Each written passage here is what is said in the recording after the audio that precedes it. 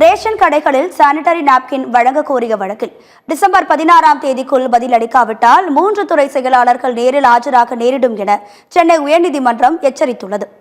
தாம்பரத்தை சேர்ந்த வழக்கறிஞரான லட்சுமி ராஜா உயர்நீதிமன்றத்தில் தாக்கல் செய்திருந்த பொதுநல மனுவில் உச்சநீதிமன்ற உத்தரவுப்படி பள்ளிகளில் இலவசமாக நாப்கின்கள் வழங்கப்பட்டு வருகிறது.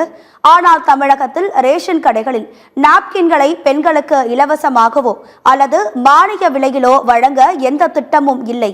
எனவே கிராமப்புற ஏழை எளிய பெண்கள் பயன்பெறும் வகையில் ரேஷன் கடைகள் மூலமாக நாப்கின்களை இலவசமாகவோ அல்லது மானிய விலையிலோ வழங்க உத்தரவிட வேண்டும் என கோரியிருந்தார். இந்த வழக்கு தலைமை நீதிபதி ஸ்ரீவத்சவா மற்றும் நீதிபதி அருள்முருகன் ஆகியோர் அடங்கிய அமர்வில் விசாரணைக்கு வந்தது.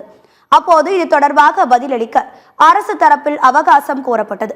அதற்கு ஏற்கனவே இறுதி அவகாசம் வழங்கியும் இந்த வழக்கில் பதில் மனு தாக்கல் செய்யவில்லை என குறிப்பிட்ட நீதிபதிகள் வரும் டிசம்பர் 16ஆம் தேதிக்குள் பதில் மனு தாக்கல் செய்யாவிட்டால் சமூக நலத்துறை, உணவுப் பொருள் வழங்கல் துறை மற்றும் சுகாதாரத்துறை என 3 துறை செயலர்களும் நேரில் ஆஜராக நேரிடும் என எச்சரித்து விசாரணையை தள்ளி வைத்துள்ளனர்.